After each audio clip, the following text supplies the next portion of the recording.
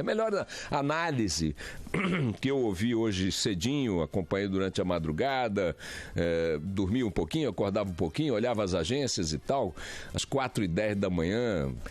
Correu aquele frio na espinha, já era, o homem já ganhou. Mas a melhor análise que eu ouvi foi agora às 7h10 da manhã. Primeira frase que ela pronunciou ao ser acordada para ir para a escola. E eu disse para ela, Valentina, o Trump ganhou. E ela disse, que injusto. Quem disse que a política existe para fazer justiça, né? Quem disse que a política existe para ser coerente, para escrever por linhas certas e retas? Nada disso, né?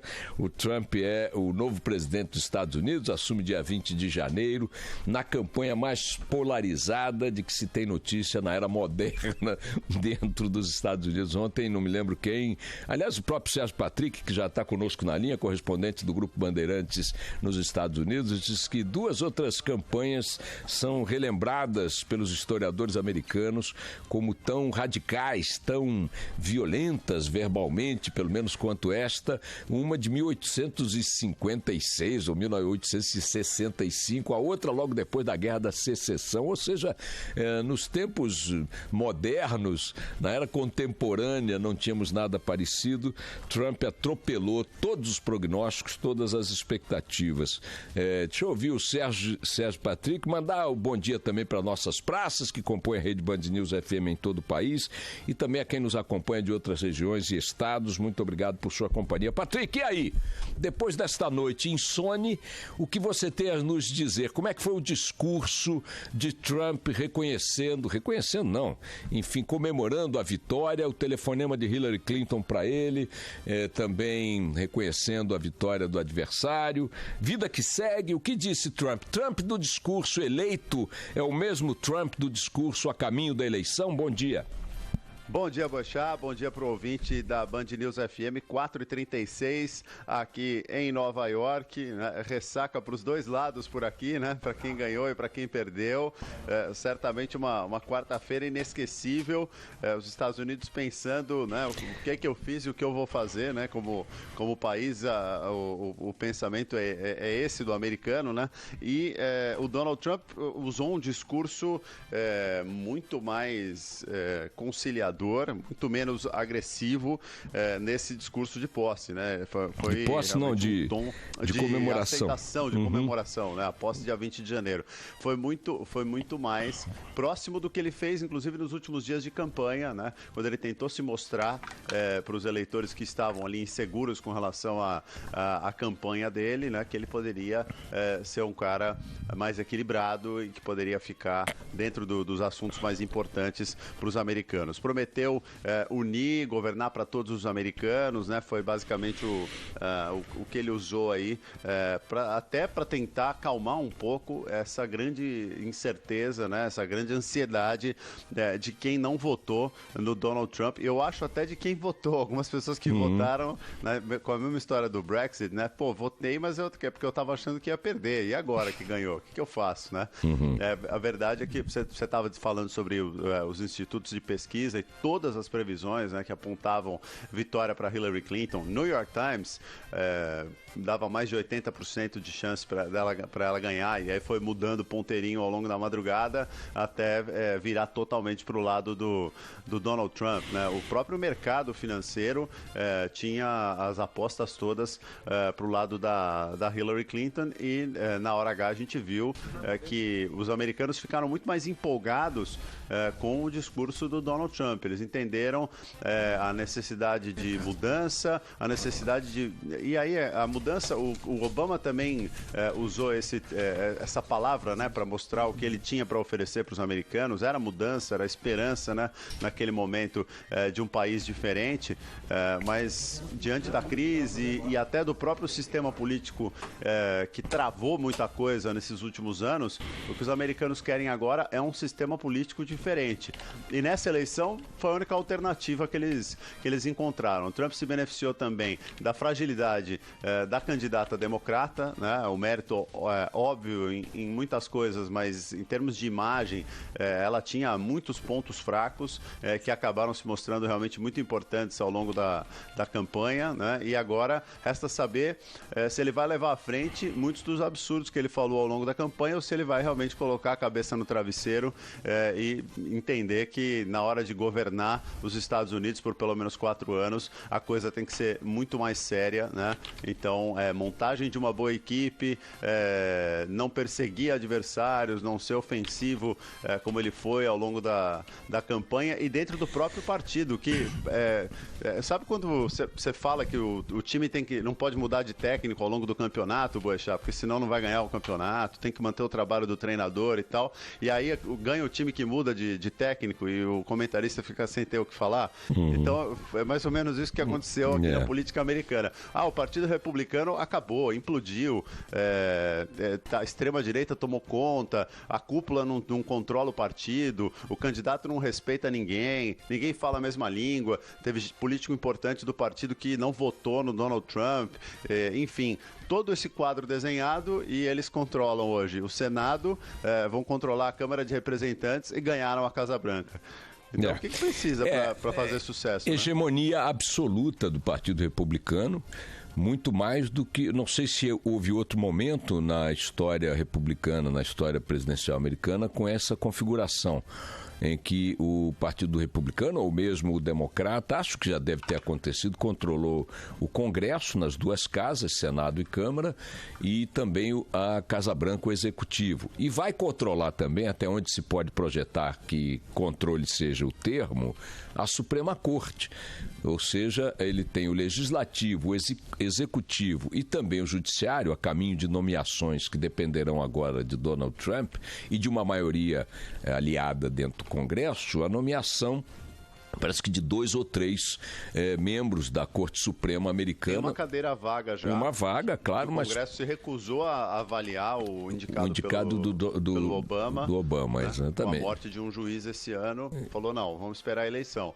Então, pelo menos essa, mas no mínimo uma das juízas deve se aposentar, vai ser uma mudança. Parece que são dois, dois a caminho da aposentadoria, né, nesse período. Fala-se pelo menos 2 e talvez até 4 mudanças na corte, que seria praticamente metade, para deixar a corte bem conservadora mesmo. Se confirmarmos esta tendência. Por muito tempo, né, Boechat? Exatamente. Isso fica para décadas. Porque entrou e é vitalício. Lá não tem idade de aposentadoria.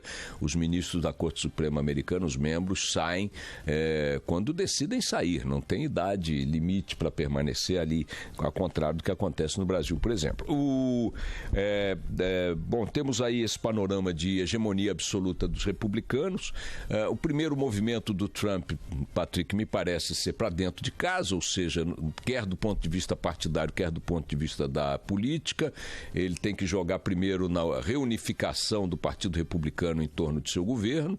O partido está muito fragmentado, mas uma vitória tem sempre o elixir da reconciliação, né? Muito mais do que a derrota, né? A vitória traz o elemento favorável à pacificação em qualquer ambiente, na família, nas empresas, não haveria de ser diferente na política.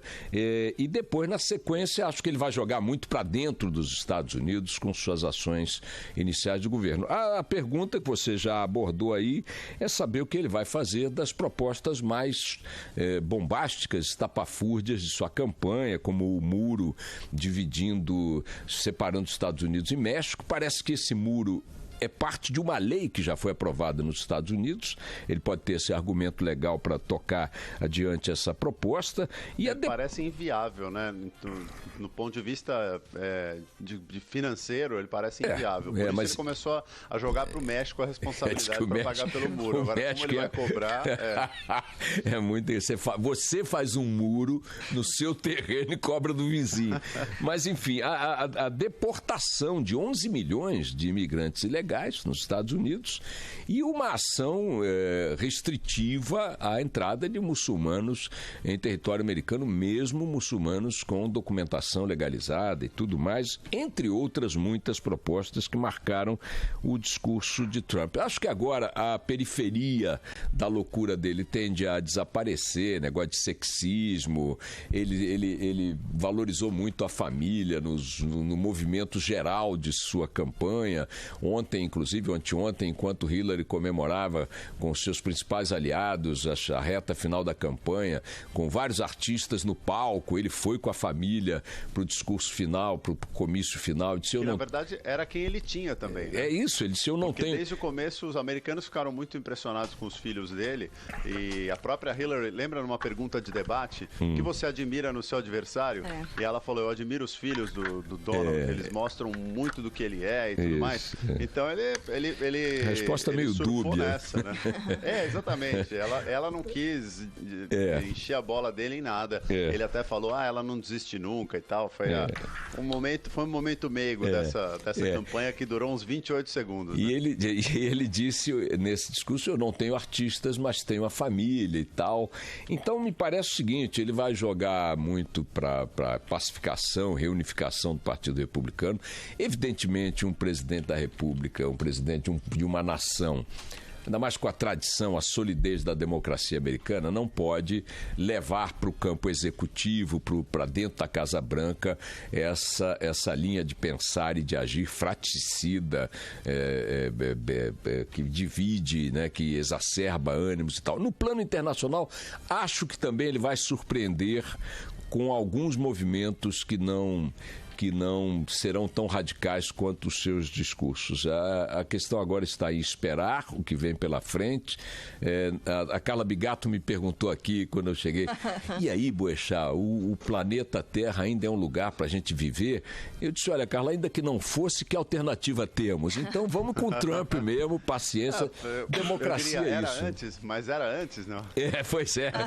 E temos aí o fato de que a humanidade e os americanos já passamos por momentos dramáticos, terríveis, e sobrevivemos a situações provocadas pelo homem ou impostas pela natureza muito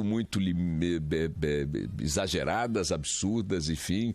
Chegamos a enxergar a nossa extinção no horizonte em alguns momentos e estamos aí levando a vida aos trancos e barrancos e para frente sempre será assim, não tem como pensar de outra maneira. É só para...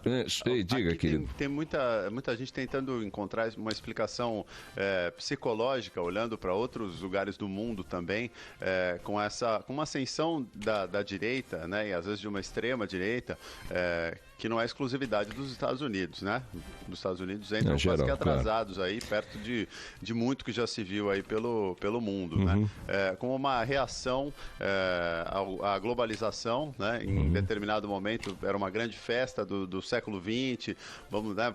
O mundo não tem fronteiras e aí as pessoas começaram a circular com maior liberdade e quando a situação aperta, né? Quando você tem crises econômicas como as recentes aqui nos Estados Unidos, na Europa, a própria China nos últimos anos, né, cresceu menos e tal, todo mundo olha só para o próprio umbigo, né? Não quer dividir mais e quer preservar a sua própria situação. Você está coberto de razão. O que me parece é que estamos, depois da era da globalização, já estamos nela, demoramos a talvez perceber isso do ponto de vista global, porque a eleição americana tem esse peso tão prevalente que agora isso está muito claro, você tem razão, saímos da era da globalização, do discurso, da fantasia, do desejo, do sonho da era da globalização, para a era da lei do Muricy, cada um por si, né? Essa que me parece... E a Inglaterra, a Grã-Bretanha deu esse sinal de forma muito clara. Depois de outros países na Europa também terem... Eu lembro que o Sarkozy foi presidente da França há alguns anos. O Berlusconi estava no comando da Itália há pouco tempo. Então isso não é uma coisa que... o fim do mundo está descobrindo agora com o Donald Trump. Não chegou agora. Só para finalizar, Patrick, 2 registros rápidos. A Bolsa de Paris caiu 1,3%. Londres está estável, Frankfurt também 0,9 de queda. O Tóquio é que caiu muito durante a nossa madrugada. O euro nosso aqui fechou ontem cotado a R$ 3,53. E a Bolsa Nossa brasileira fechou ontem em alta de 0,1%, ou seja, estava estável também. O dólar comercial fechou ontem a R$ 3,16, depois de cair 1,1% também no dia de ontem. E sabe o que os mais cautelosos fizeram ontem, que tem medo de sombra? Compraram o dólar. Foi o que eu fiz. Então, eu ia perguntar se você tem peso mexicano. Se não, você tiver, tem uma dica de investimento para você. Não, senhor, senta e chora. Senta e chora. Tá. Agora, tem uma expectativa de queda de até 25% do peso mexicano. Que loucura.